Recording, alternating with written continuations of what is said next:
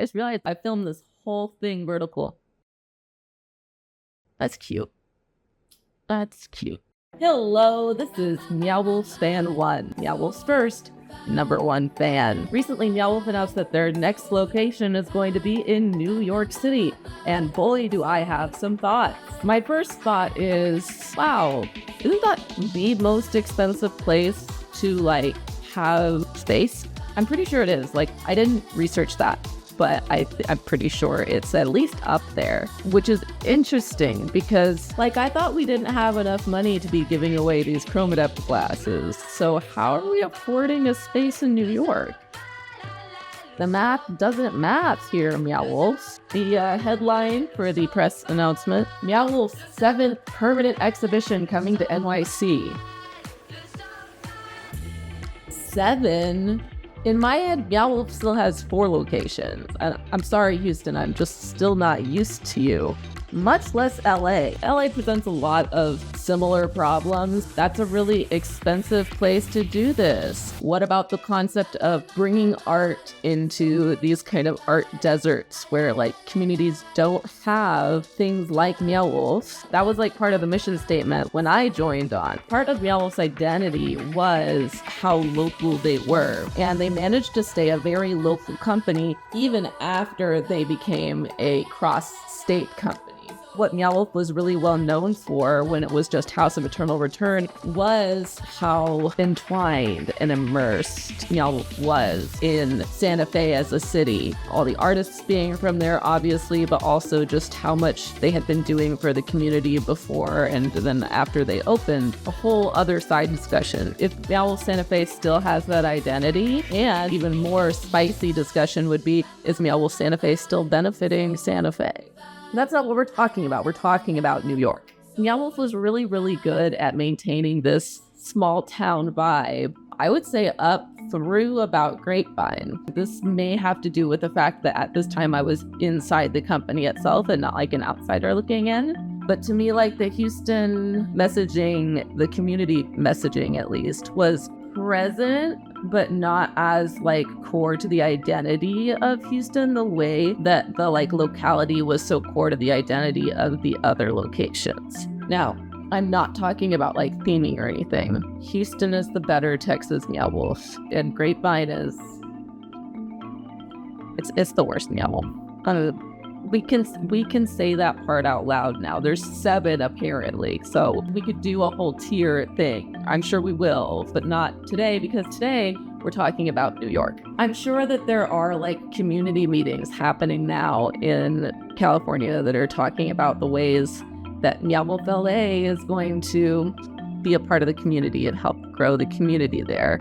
I feel even more so than Las Vegas, this one rings the least true, right? Because Las Vegas, you could say oh, it's a very touristy place, but it's not necessarily considered a high art place. So Meow Wolf is bringing, something there. With Denver, it's oh yeah, it is a big city that has a big art scene, but Meow Wolf is going to be trying to impact the underserved communities, the homeless population. It doesn't have to be a small town for there to be outreach efforts that can be made. So then after Houston, we get Los Angeles and New York City.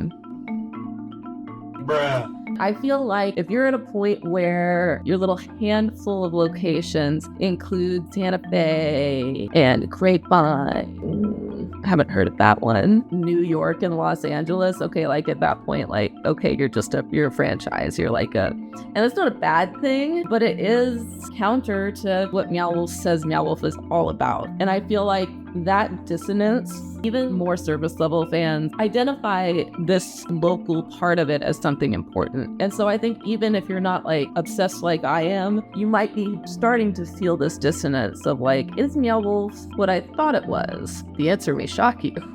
We're just not starting off on a good foot here. 7 Meow Wolves that we have floating around now. A company that is still just a little baby startup that happens to have locations in Los Angeles and New York. You know how it's just a little baby. All right, so the other thing that we know about New York is that it's leaning into this Undermaller theme. And as I promised this whole time, this video is about New York. New York is about Undermallers. It's Undermaller themed. Now I ask you, which of Meow Wolf's 7 locations is located in a mall.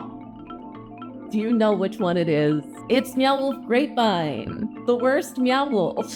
I'm sorry, but now that I've said it, I have to keep saying it. The truth will set you free. Meow Wolf Grapevine is literally in a mall. Literally in a mall. And yet, the Undermallers are tragically understated at our location. Yes, we do get an Undermaller arcade. Yes, it's all right. There's not a lot of Undermaller lore there, but the stuff that is there is really fun. I really like it, honestly. But just imagine for a moment, go back to a more charmed time when we didn't know what Grapevine was going to be. It could have been anything. All we knew was that it was in a mall, and being that that was the only public piece of knowledge, all of the advertisements were these amazing retro 80s mall advertisements. My kids know the whole thing and would insist on watching the commercial every time it came on. Don't skip it. And it was so cool. And the mall walkers, that was Grapevine's viral marketing thing, right? Was the mall walkers. You'd see them around different like events. They'd show up, little pop-up things, and they would just be so silly. I loved working with the mall walkers. Hello, mall walkers. They would sometimes come and just be in the exhibit. They were so much fun. The at the mall commercials set up for a pretty big disappointment. Basically like a few experiences you could have, right? If you were a super duper Meow Wolf fan and you came to Grapevine, your first thought would indeed be, this is not what is this? Your second thought would be, oh, this is a fan Meow Wolf.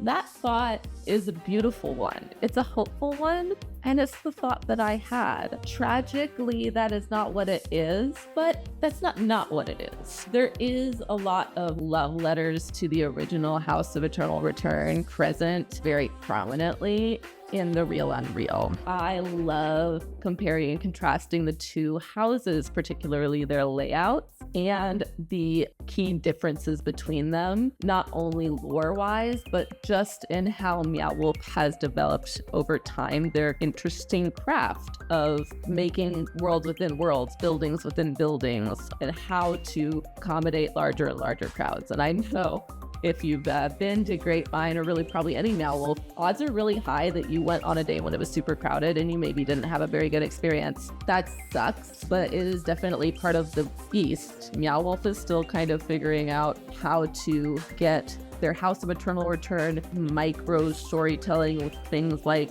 opening a mailbox and reading a specific card, things that really make you feel immersed in the story and like you're discovering it, but that are extremely difficult for a large quantity of people to experience at the same time.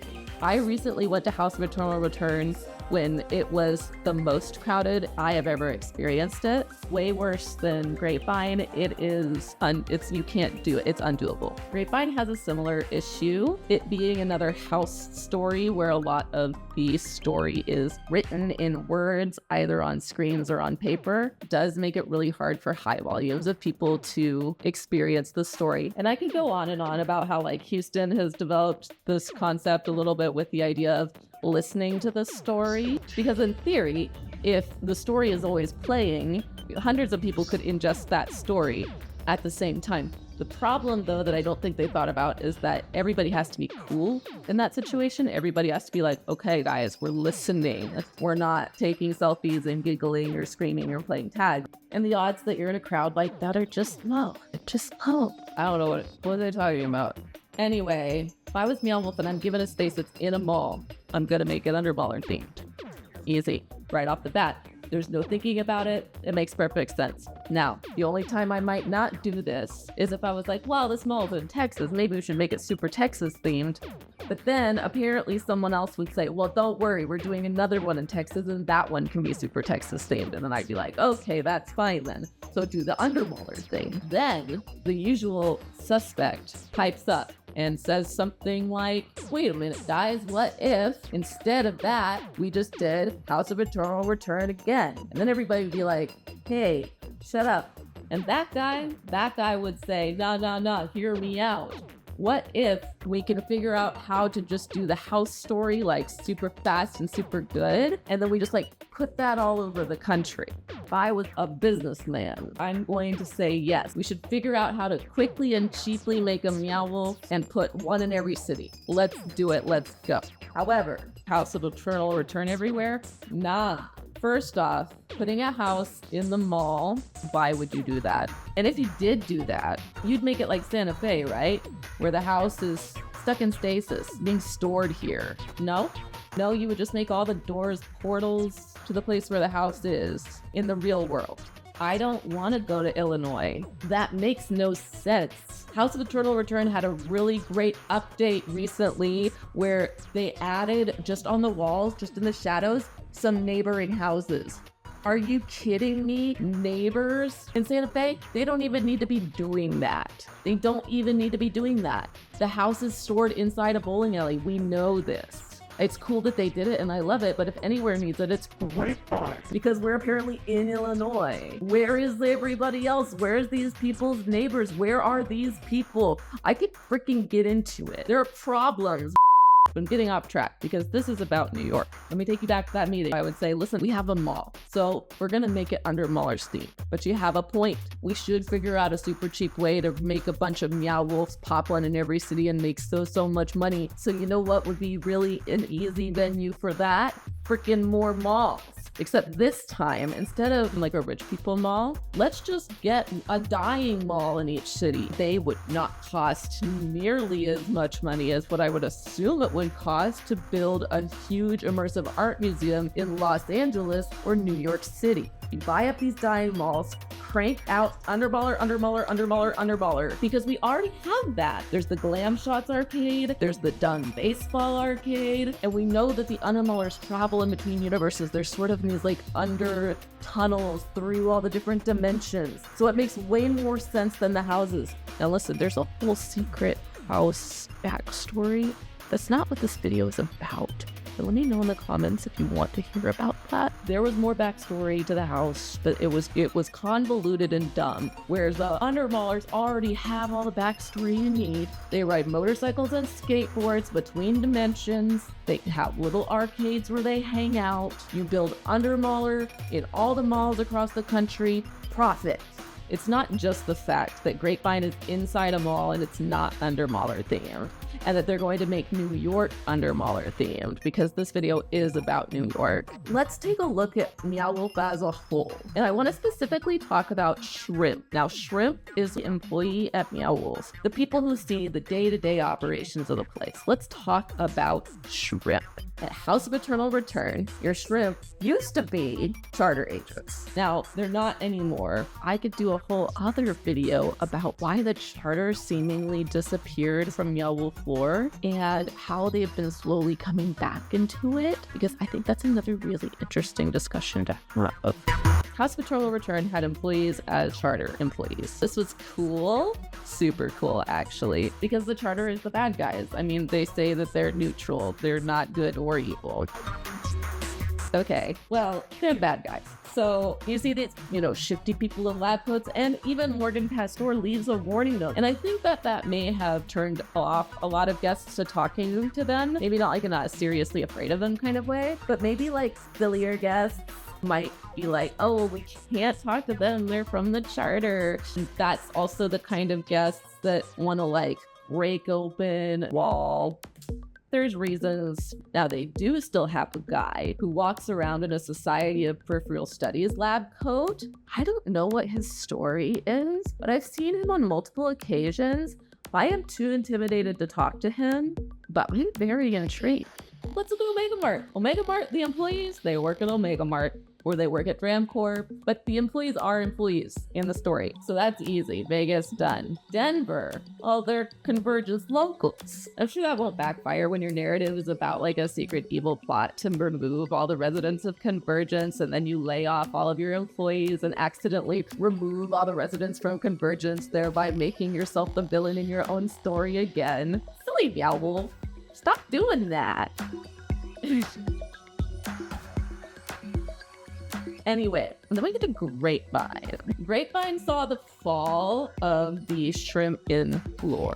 At Grapevine, we were Meow Wolf employees. We can have our own little backstories if we want to, like, imagine that we're a resident of somewhere or whatever, and some people did. But, like, there was no lore-based reason for anybody to be in world. Grapevine did have one activation over spring break. They got the Palazzo costume and a few Undermaller costumes, and it was a huge hit. Listen, the fans turned up and turned out. They were here to see Palazzo. But even if you were just some like kids in the area who have spring break off, people who don't know what Meow Wolf is and they're coming in, it's super crowded, could have had a bad experience. The Undermallers made spring break. They have tragically not returned. But it was one of the best activations Grapevine had because even non-fans, they were immersed in it. They could tie themselves to it. They are in a mall. They're meeting Undermallers. The worlds we're exploring are all maybe under this mall. That's dope. Anyway, Houston opened. The employees are just employees. However, they are not employees of Meow Wolf, or maybe they are. I don't know if they still tell them to say that or not.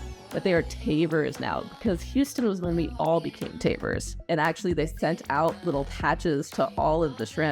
Taver, it's me. I'm a Taver, you're a Taver. Okay, but all the other locations up till Grapevine, the employees had a role. New York, though, well, one of two things, right? Either New York will stick to the meta, workers are just workers, very direct, they have a uniform, they are not an in-lore entity.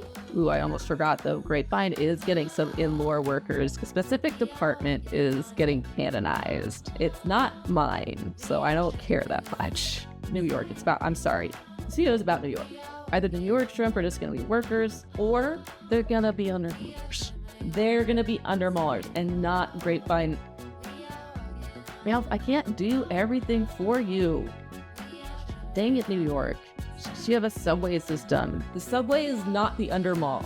So, 7th Meow Wolf opening in New York. Whoa. I'm gonna go Drake. If you like this reaction video, or if you for some reason enjoyed my random tangent rambling about Meow Wolf lore, I just haven't gotten to talk to somebody about it in so long, leave me a comment, let me know, and I'll do more videos like this. I just realized I filmed this whole thing vertical. That's cute. That's cute.